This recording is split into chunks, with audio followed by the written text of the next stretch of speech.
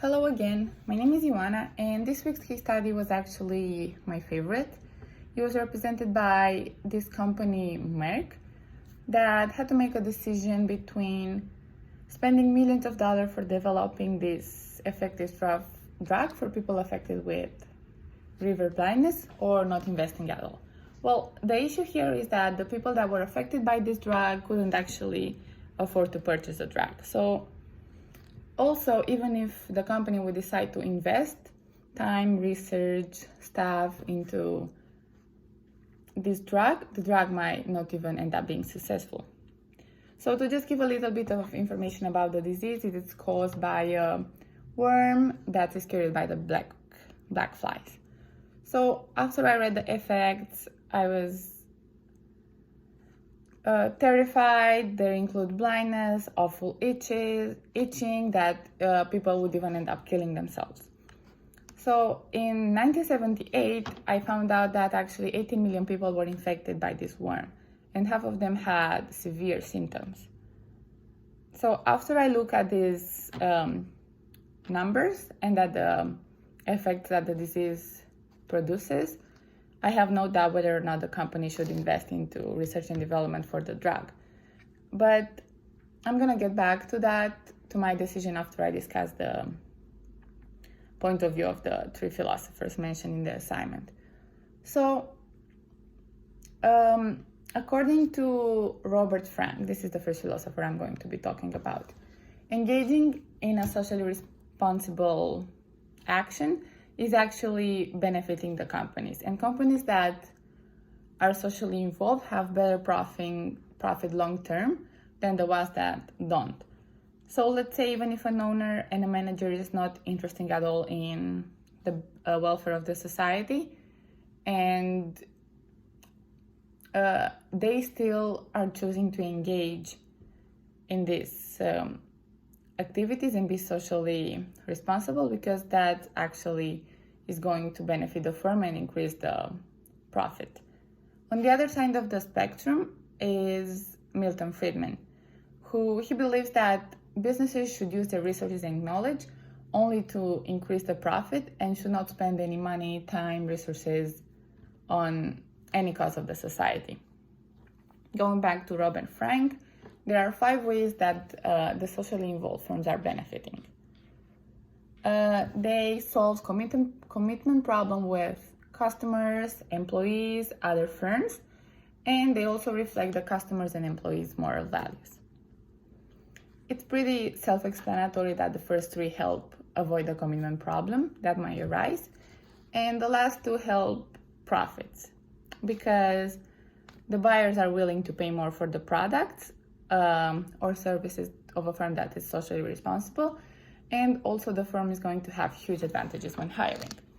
So with this being said, I believe that the company Merck should invest into research and development for the drug, even if the drug itself is not going to bring huge profits.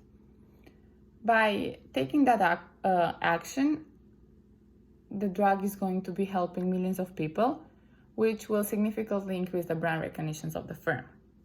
So for example, if I am going to the pharmacy and I have to choose between 2 drugs, if there is a drug that I keep hearing about it, that I keep hearing they are socially involved, that they save millions of people, I will for sure purchase that brand. Also, in our textbook, it's mentioned that many customers are willing to buy higher prices for a cause that they care about, or even pay a higher price for a product that is similar if the firm is socially responsible and socially involved. So with this being said, the company should go ahead and invest into research and development. It was actually interesting for me to find out that the government and international organization might choose to fund the distribution of the drug after it's being produced. So that would be a huge benefit for the company.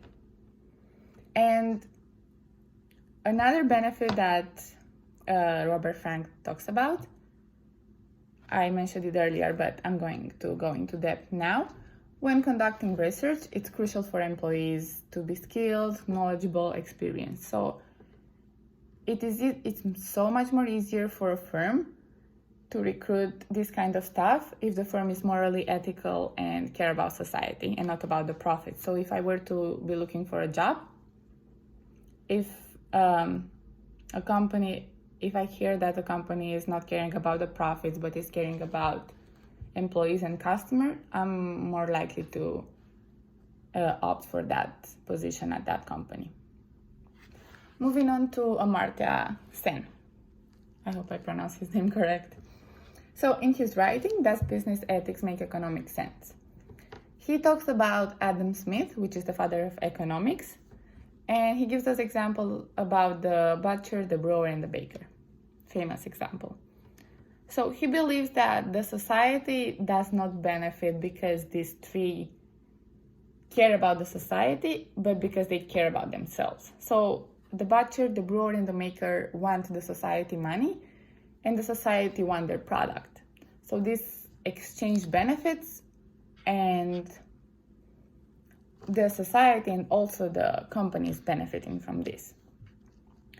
So according to Amartya Sen point of view, Merck should also choose to create a drug, not because they care about the society, but because they care about themselves. And by them creating the drug will help benefit both the company and the society. Amartya Sen also talks about the public and the private good.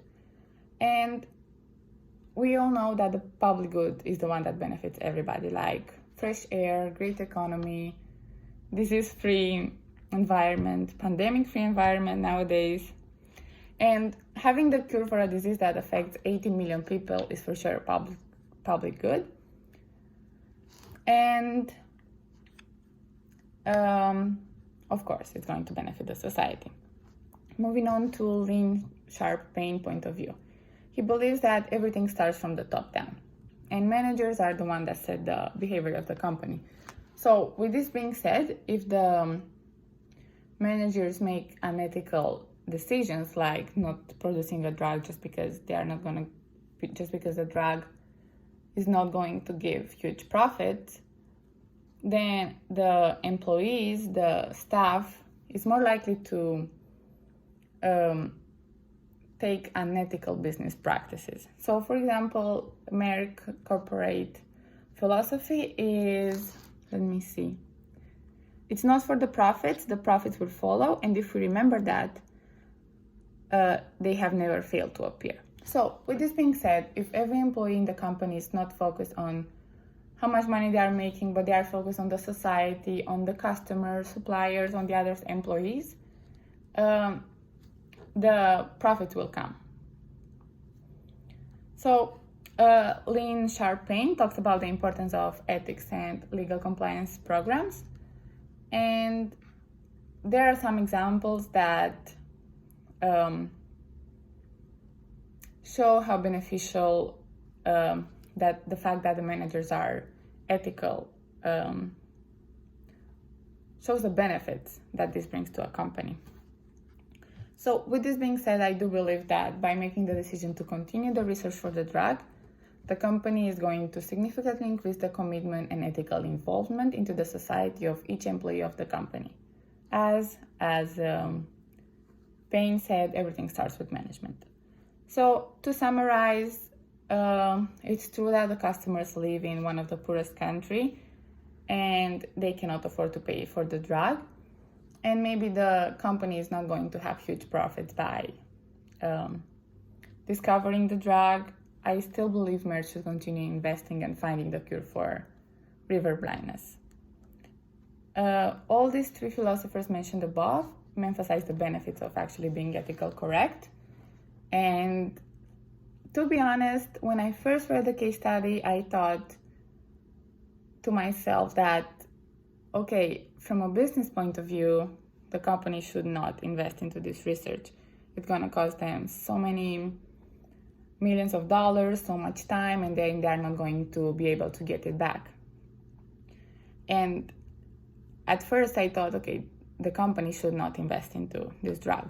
But then after I read the three philosophers' point of view, and after they explained the benefits of a business being socially involved and investing and caring about the society, I'm convinced that the right decision for Merck is to help the society, because that's going to help themselves. Thank you for your attention, and I hope you enjoy my presentation.